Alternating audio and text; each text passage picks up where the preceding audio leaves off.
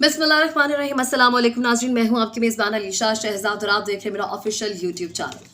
नाज़रीन, बात करेंगे एक वायरस बहुत वायरल हुआ, कोरोना।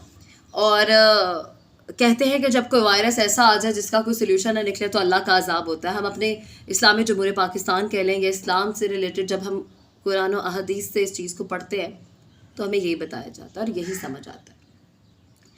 अब आपने सुना होगा एक और वायरस बहुत ज़्यादा बढ़ता चला जा रहा है और उसका नाम है मंकी पॉक्स। उसमें होता क्या है और ये कहाँ से कब से इसका सिलसिला इनिशियली कहाँ से ये शुरू हुआ और ये किन लोगों में स्पेसिफिकली पाया जा रहा है, आपको अलर्ट करने के हवाले से ये वीडियो बना रही हूँ। मेरे साथ जुड़े रहिएगा और एंड तक ये वीडियो ज़रूर देखिएगा। मैं आपसे ये सबसे पहले तो मैं ये शेयर करना चाहती हूँ कि ये मंकी पॉक्स है क्या। ये बेसिकली एक जानवरों की बीमारी है जो जानवरों में होती है और वो इंसान में ट्रांसफ़र हो सकती, लेकिन उसके लिए अब जो क्योंकि अब ये चीज़ें जानवर से तो हो नहीं रही, ठीक है, क्योंकि अभी जानवर में ये बात मेरे नहीं ख्याल से अभी तक कोई सामने आया कि जानवर में ये बात आ रही है। अगर इनिशियल स्टेज की बात करें तो वस्ती मगरबी अफ्रीका में ये केसेस सामने आए थे। इस बीमारी का जो पहला मरीज़ था वो एक मंकी था, एक जानवर था, और वो 1958 में ये चीज़ सामने आई थी और ये बंदरों को मुतासिर की थी। इस बीमारी ने बंदरों को मुतासिर किया था। उसके बाद 1970 में इसने इंसानों को मुतासिर करना शुरू कर दिया और मिड अफ्रीका नाइजीरिया में 9 साल के बच्चे के अंदर ये बीमारी पाई गई थी। क्योंकि ये ट्रांसफ़र हो सकती है, इसके चांसेस हैं, और इसमें ऐसी क्या वजह है जो अब इंसान से इंसान में ट्रांसफ़र हो रही है। एक जानवरों की बीमारी एक इंसान से दूसरे इंसान को कैसे हो रही है, ये मैं आपसे शेयर करने जा रही हूँ। प्लीज़ मेरी वीडियो को बहुत गौर से देखिएगा और इससे सबक सीखिएगा, क्योंकि हमारा मुल्क एक इस्लामी जमहूरिया पाकिस्तान है। हम उस पर कितना अमल करते हैं या आप और मैं अपने अपने लिहाज से बेहतर जानते हैं, लेकिन कुछ चीज़ें ऐसी हैं जिसको गौर करना बहुत ज़रूरी है। आपने सुना होगा कुरान मजीद में भी जो है तर्जुमा है कि कौम लूत पर अजाब किस लिए डाला गया था, और हम सब जानते हैं कि कौम लूत बाइसेक्सुअल थे और यानी कि मर्द मर्द में इंटरेस्टेड, औरत औरत में इंटरेस्टेड, और इस हवाले से इसको जो आजकल के दौर में एक टर्म दी गई है वो है LGBT। और इस हवाले से अब ये जो बीमारी है जो साइंटिफिकली सामने आ रहा है, जो इस पे आर्टिकल्स लिखे जा रहे हैं, इस पे सर्च की जा रही है, क्योंकि कोरोना के बाद अब एक ऐसी बीमारी वापस सर उठा रही है जिसको ट्रीट करने के लिए अभी भी हमारे पास कोई स्पेसिफिकली मेडिसिन या कुछ ऐसा है नहीं, क्योंकि ये जानवरों की बीमारी है जो इंसानों से इंसानों में ट्रांसफ़र हो रही है। अब कौम लूत पे अजाब ऐसे आया था कि उनमें बाइसेक्सुअलिटी थी, LGBT था, और वो गेज लेस्बियंस, ये सारा सिलसिला बहुत ही आम था। और इनका जो रिप्रेजेंट करने का आजकल के दौर में झंडा है वो है रेनबो। ये मिक्स है जी, इन्हें पता ही नहीं है। और कौम लूत पे अजाब आया, उस वक्त अल्लाह का अजाब उसी तरह वक्त पे नाजिल हो जाता था जब कोई ऐसी हरकत होती थी कि उन्होंने अल्लाह ताला ने उनको ज़मीन से उठा के आसमान में पटका, फिर दोबारा ज़मीन पे पटका, और उसके बाद ऊपर से पत्थरों की बारिश की कि वो पूरी कौम ही तबाह हो गई, मर गई। अब चूँकि हम सब जानते हैं रोज़े क़यामत हम सबका हिसाब होना है, हम सब जो गुनाह कर रहे हैं, अच्छाइयाँ कर रहे हैं, उन सबका जो रिज़ल्ट है at the end of our life हमें क़यामत के दिन मिलेगा। अब हो ये रहा है कि इस पे आर्टिकल जो लिखे जा रहे हैं इसमें बताया जा रहा है कि ये जो वायरस है ये एक मर्द से दूसरे मर्द में ट्रांसफ़र है, जिसे हम कहते हैं कि जी हम जिन्स परस्ती, और जो आजकल कैजुअली आम हो चुकी हुई है।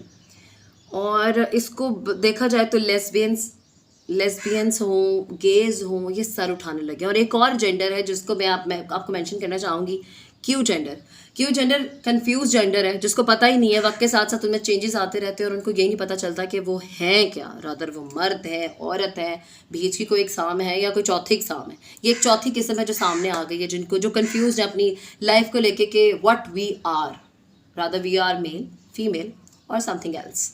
ये इस चीज़ को लेके बहुत ज़्यादा कंफ्यूज है। अब ये जो बीमारी है ये फैलती है जी होमोसेक्सुअलिटी से, और इसको हम सब जानते हैं, हम लोग LGBT कहते हैं, मर्द का मर्द के साथ सोना, औरत का औरत के साथ सोना, और ये सारे सिलसिले। अब ये चीज़ें बढ़ती जा रही हैं, फिर जब बढ़ती जा रही हैं फिर अल्लाह ताला भी कौम पे अजाब डालते हैं, चाहे हमारा हिसाब क़यामत वाले दिन होना, लेकिन जो अजाब आ रहे हैं, जो ये बीमारियाँ आ रही हैं, ये अहदीस कुरान में भी तर्जुमे में है कि ये सारी चीज़ें अल्लाह ताला एक वक्त पे जब ऐसी चीज़ें होने लग जाती हैं जो कि कुदरत से हट के होने लग जाती हैं, तो अल्लाह ताला भी उसके लिए कोई चीज़ बैकअप होता है ना इंसान के लिए। अब खैर आगे बढ़ते हुए मैं आपको ये बताना चाहती हूँ कि ये सारी चीज़ें तो ये हैं कि मैं आपको ये बता रही हूँ कि रीज़न क्या है, स्पेशली उन आर्टिकल्स में जो अमेरिका वगैरह इन सब जगहों से आर्टिकल्स लिखे जा रहे हैं, उसमें गेज और लेस्बियंस को बहुत ज़्यादा अलर्ट किया जा रहा है। अपना बहुत सारा ख्याल रखें, एहतियात करें, लोगों से थोड़ा कोशिश करें, जैसे कि कोरोना में हमने एहतियात बरती है, 6 फीट का डिफरेंस रखा है। और अगर ऐसे आप में से कोई ऐसे लोग हैं जो ये सब कुछ करते हैं और मुझे देख रहे हैं, तो खुदारा अपनी ज़िंदगी का तो ज़रूर सोचें, अपना ज़रूर ख्याल रखें। ये मैं इस हवाले से आपको कुछ नहीं कह सकती, आपकी पर्सनल लाइफ है, बट अपने आप पे गौर ज़रूर करें। अब जो यूएस एम्बेसी है जो कि इस्लामाबाद में है, उनकी जानिब से एक बहुत बड़ा बयान सामने आया है जो आपसे शेयर करना बहुत ज़रूरी था। उनकी जानिब से जो बयान लिखा गया वो ये है कि हमारा पाकिस्तान में मिशन है, हम इस चीज़ पर काम करें पाकिस्तान में कि हम LGBTQI कम्युनिटी को सपोर्ट और स्ट्रेंथन करें, यानी उनको ताकत बख्श दें। जी उनको बड़ी हिम्मत दे रहे हैं कि जी आप बहुत अच्छा काम कर रहे हैं और हम आपकी प्रोटेक्शन करेंगे, हम आपकी रिस्पेक्ट करते हैं, आपको भी इक्वल राइट्स मिलने चाहिए। भाई किस बात का, हमारा इस्लामी जमहूरिया पाकिस्तान है, इस्लाम से रिलेटेड मुल्क है हमारा। हम एक 5 वक्त की हम नमाज़ पढ़ने वाले लोग हैं, हम अल्लाह की अतात गुजारी में और रसूल पाक सल्लल्लाहु अलैहि वसल्लम के कौल अक़वाल फरमान पे अमल करते हैं। और ये तो है ही नहीं, अल्लाह ताला ने जब अपोजिट जेंडर बनाया है, मेल फीमेल को अपोजिट जेंडर में अट्रैक्शन रखी, तो आपको क्या ज़रूरत है मर्द से मर्द को अट्रैक्शन देने की और लड़कियों को लड़की से अट्रैक्शन देने की। और पाकिस्तान में इस चीज़ को एक्सेप्ट नहीं किया जा सकता, जो मर्जी हो जाए। आपको याद होगा मैंने एक वीडियो बनाई थी जो कराची में एक झंडा लहरा रहे थे, एक घर के ऊपर झंडा लहरा रहे थे, बाद में उन्होंने बहुत सी स्टेटमेंट्स दी रेनबो कलर का, जो कि इस चीज़ को परस्यू करता है। हमारे मुल्क में औरत मार्च होती है, बाहर के मुल्क में LGBT मार्च होती हैं, और अब इस चीज़ को यहाँ पाकिस्तान में भी फरोग दी जा रही है कि हम इनको सपोर्ट करें, इनको स्ट्रेंथन करें और इनको भी इक्वल राइट्स मिले। इनको इक्वल राइट्स कैसे मिल सकते हैं जब आप उस कुदरत से हटके चल रहे हैं और आप ऐसे एक एशियन मुल्क में जहाँ पे हर चीज़ का बड़ा तकद्दुस किया जाता है, आप उस सारे तकद्दुसों को पामाल करते हुए यहाँ पे ये चीज़ें ला रहे हैं, कोशिश कर रहे हैं। इस पे इस हवाले से कोई ना कोई काम करना चाहिए, इस पे अपना गवर्नमेंट को या बाकी जितने भी अथॉरिटीज़ हैं उनको रिएक्शन देना चाहिए, क्योंकि ये चीज़ यहाँ पे नहीं हो सकती। और इनको प्रोटेक्ट करने के लिए जो ऑपरेशंस थे और इनको रिस्पेक्ट देने के लिए, इनको इक्वल राइट्स देने के लिए जो है यूएस एम्बेसी इस्लामाबाद में जो मुकीम है वो बढ़ चढ़ कर हिस्सा ले रही है और पूरी कोशिश करेगी कि किसी तरह हम जी बचा लें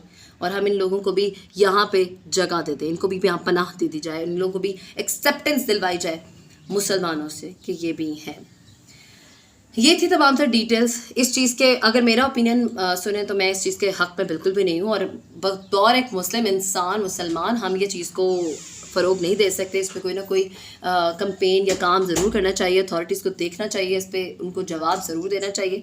ये थी तमाम तर डिटेल्स, होपफुली आपको अच्छी लगी होंगी। अभी तक की जितनी इन्फॉर्मेशन है मैंने आप तक पहुँचाई है। आप मेरे चैनल को लाइक शेयर और सब्सक्राइब करिएगा। अपना बहुत सारा ख्याल रखिएगा। अल्लाह ने के बाद।